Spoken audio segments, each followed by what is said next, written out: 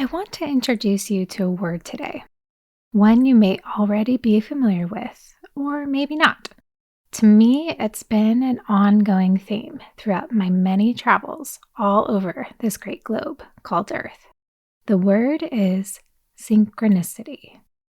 It's a word coined by Swiss psychologist Carl Jung to describe seemingly coincidental yet meaningful events in the external world that do not have an obvious cause. However, Jung believed that many occurrences labeled as coincidences are not actually due to chance. Instead, he believed that these occurrences are directly related to the observer's mind and serve to provide powerful insight, direction, and guidance. I know I've been mentioning this word quite a bit in the last couple episodes because I believe many of the experiences or events that occur during my travels are in fact connected, providing me with direction and guidance. And my first real experience with synchronicity happened during the week of Carnaval in Rio de Janeiro. Want to hear all about how my Carnaval experience started off as a solo endeavor, yet turned into something truly amazing? And that's what I'll be talking about in today's episode. Join me.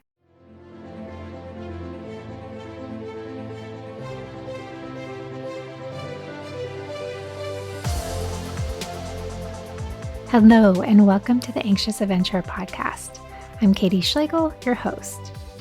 I've traveled to a lot of places around this beautiful planet, seen so many jaw-dropping sights, and have met some pretty amazing human beings along the way. Now, if you don't know this yet, I'm an anxious adventurer. If you're wondering what an anxious adventure even means, well, to put it quite simply, it means that when I travel, I can get anxious and stressed out maybe a little easier or more often than the average person. However, over my many years of traveling, I've learned to tap into something special that makes traveling so much easier and more fun. That is my intuition. And the more I've learned to trust my gut during my travels, the more synchronistic, amazing, and even healing my travel experiences have been. If you're new around here, I'm assuming you found this podcast because of the name, because you too are an anxious adventurer. So welcome. This is a safe place to be yourself. My hope is that you use these travel stories, experiences, and tips as a way to help you tap into your intuition so that you too can be swept off into the wonderful world that traveling can open up for you.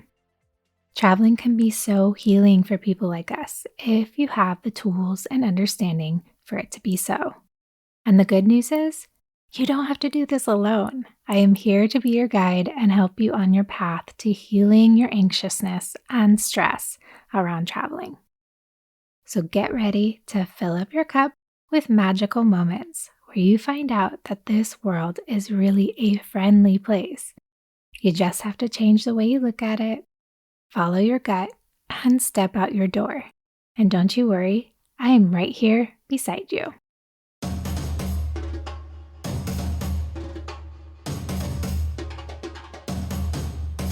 I want to welcome you to Carnaval in Rio de Janeiro, Brazil. Now, I haven't done this in a while, so I wanted to give you some country, city, and Carnaval facts. First, let's start with Brazil, pronounced Brasil in Portuguese. Brazil is the largest and easternmost country in South America and in Latin America. It's the world's 5th largest country by area and the 7th most populous.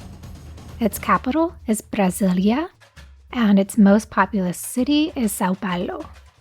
Brazil is the only country in the Americas to have Portuguese as an official language. It's also one of the most multicultural and ethnically diverse nations due to over a century of mass immigration from around the world. And it's the most populous Roman Catholic majority country. Rio de Janeiro, or simply Rio, is the second most populated city in Brazil, and it was founded in 1565 by the Portuguese. Rio is one of the most visited cities in the Southern Hemisphere and is known for its natural settings, Carnaval, samba, bossa nova, and beaches such as Copacabana and Ipanema. In addition to the beaches, landmarks include the giant statue of Christ the Redeemer atop Corcovado Mountain, which has been named one of the new 7 wonders of the world. There's also Sugarloaf Mountain and its cable car, Sambadromo, or the Sambadrome, which is a permanent grandstand-lined parade avenue that is used during Carnaval, and the Maracanã Stadium, which is one of the world's largest football stadiums, or soccer stadiums for my listeners in the US. This year, Rio's Carnaval took place from February 9th to the 17th, so it just ended not too long ago. Rio explodes with energy and color during the 5 days before Ash Wednesday, when millions take to the streets for the world's biggest Carnaval. This one event easily draws in over 1 million visitors and locals every single year. I want you to imagine with me for a moment a city that literally transforms into a giant party for almost an entire week. The party starts on Friday when the mayor hands over the keys to the city to a man crowned as King Momo, a mythical jester who acts as the head of the festivities. Rio's Carnaval features hundreds of booze-soaked bandas and blocos, which are pretty much like righteous street parties, often with specific themes. There are also some pretty elaborate balls that you can go to during these 5 days too. But honestly, you can have an amazing Carnival experience by just stepping out your door and taking to the streets. The party reaches its height at the Sambadromo when the best samba schools in the country compete for top prize. The results are announced on Ash Wednesday, when Carnaval officially comes to an end and King Momo goes home. All right, now that you have a good picture of what Carnaval in Rio de Janeiro is like, I want you to sit back and relax as I tell you the tale of my first synchronistic travel experience and how it all happened during Carnaval. Carnaval was everything I imagined and more. After all, it's what cariocas live for each year. They live and breathe it and cannot get enough of it. And I, for one, had been wanting to experience Carnaval my entire life. And that year, I made that dream come true. But I really did not know what to expect. I mean, I went to Rio for Carnaval. However, I went by myself. And I was afraid that I would have to celebrate Carnaval by myself as well. But to my luck, my first synchronicity happened just before the festivities began. You see, at the time, there was very little information out there on Carnaval. I tried to do my research beforehand to get tickets to the Sambadroma, but I had no clue where to go or really what to do to make that happen. To this day, I don't even know how everything aligned, but it did, and in perfect synchronistic timing. And I know my mother's prayers had something to do with it too. Just a week prior to the start of Carnaval, I was introduced by a connection all the way from my hometown of San Diego to a new friend, a carioca. You see, my mom was an elementary school teacher, and that year she just so happened to have a student in her school whose mother was from Brazil. When my mom mentioned I was in Rio for Carnaval, she immediately gave my mom her cousin's email address and told my mom that I should contact her cousin. It just so happened that her cousin was currently living in Rio, so my mom passed along the info. As you know, I was all alone in Rio, with no idea what I was doing. I was literally just flying by the seat of my pants. So when this connection came about, I immediately reached out to her cousin, Michelle, with one simple question. And that's when it all began. What was my question? Well, I wanted to know which section to purchase a ticket for the Sambadromo parade. That was it. All it took was one question, and Michelle literally made it her point to make my Carnaval experience the greatest adventure ever. She set up everything for me. Not just the day before, I was headed to the Sambadromo parade alone, and really to experience Carnaval alone. Until she informed me that she just so happened to have a friend who was from the States who was having friends come to Rio for Carnaval, and she was sure he would be totally fine with me joining his group. I couldn't have planned it more perfectly. I mean, what are the odds that that would all align the way it did? This was where that amazing synchronicity started to sprinkle its way throughout my entire experience during Carnaval. Michelle followed through on her promise and connected me with her friend, Brian. Brian, I found out, was living and working in Sao Paulo at the time, and he invited a small group of his friends to join him for Rio and Carnaval that year. I was so excited when he said I could join their group for many of the Carnaval festivities.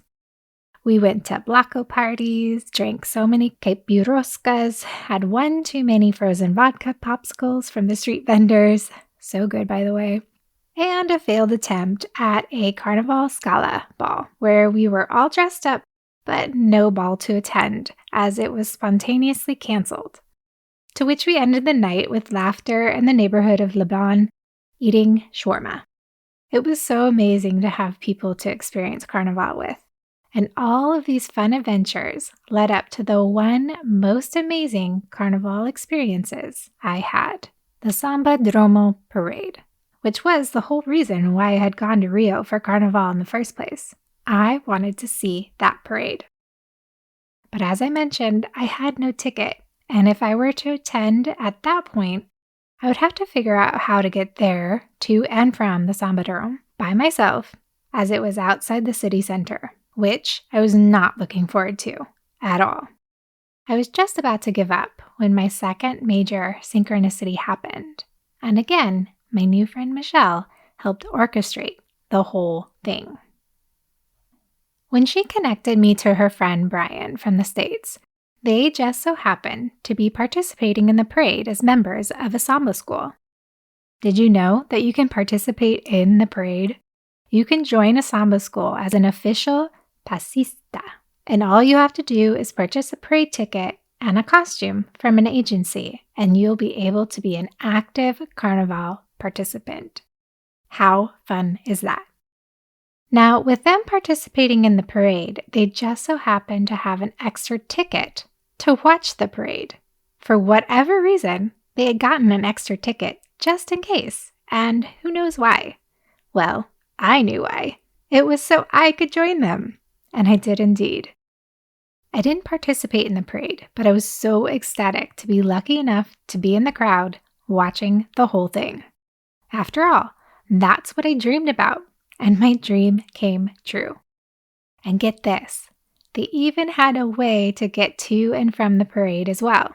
It was absolutely perfect the way every detail was taken care of. When we stepped foot inside the stadium that night for the parade, all, and I mean all of my senses were overwhelmed with the vibrant colors, music, and drumming. The huge crowd of 80,000 plus people were all chanting and singing, waiting for the event to begin. As each samba school came down the line, the crowd cheered, danced, and sang along to each school's music. The samba schools were spectacular with their amazing dancers, costumes, music, and floats. I can still hear the drumming of each school's band. I soaked in every second of that night, as it was a night I will never forget. It was perfect. After the parade was over, we drove our way through the streets back to Copacabana. Still reeling from the excitement, my senses were heightened when I noticed the neighborhood that surrounded the Sambadromo. It was a very poor neighborhood. But you know what I also observed? That didn't stop people from pulling their televisions out into the streets while their neighbors, friends, and family gathered around them. They shared a bottle of beer as they watched the parade, with the lights of the Sambadromo Stadium lighting up the night sky just behind them. It was literally around the corner from where they lived. And they just celebrated and participated in the parade the best way they knew how. As much as I will remember the parade with all its wealth of costumes, colors, and sounds, I will remember even more how prized and celebrated this time was in the city.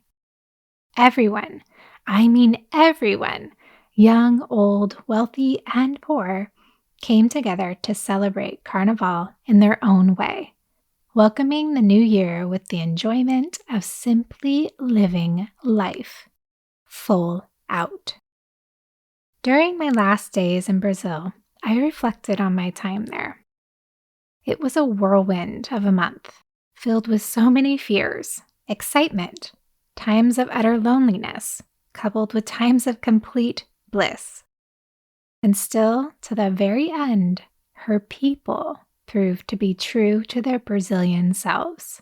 I learned so much from Brazil and her people. They are warm and welcoming, caring and genuinely kind. I know this is, again, a generalization, but it is one that I can testify to, and one that can be told by many who go and visit that bold and beautiful place. When I left Rio de Janeiro, I left a little piece of my heart there with it. I read stories about how this could be so, but I didn't believe it. I fell in love with that city, but even more so, her people. If any of you are thinking twice about visiting Brazil, don't. Just do it. Just go. You will not for 1 second regret it. While the country itself is filled with beauty, her people are what make it extraordinary. Before I sign off, I want to invite you to come on over and join my community on Instagram at Mariposas Guys. Instagram is really the visual part of this podcast, and it's where I share more travel insights, talk about the fashion and artisans I find on my travels, and help inspire you to get out and experience this beautiful world we live in. I'm creating a new shopping experience at Mariposas Guys, and it's really coming all together. So hit follow and subscribe to my newsletter so you're in the know. You'll find both links in the show notes. Wherever you listen to your podcasts, please follow, subscribe, and hit those 5 stars if you like the podcast. I'd be so grateful, as it really does help the podcast reach more people. Have an amazing travel experience you want to tell? You can send me your travel adventure story to anxiousadventurersclub@gmail.com. Thank you so much for joining me on this 3-part series of my adventures in Rio de Janeiro, Brazil. I really appreciate every single one of you. You have no idea. Without you listening, I'd just be talking to myself, which, let's face it, is not so much fun. So truly, thank you. I hope you learned a little, maybe laughed a little, but my hope is that this 3-part adventure gave you some good things to think about.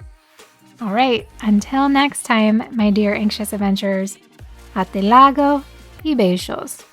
Mwah.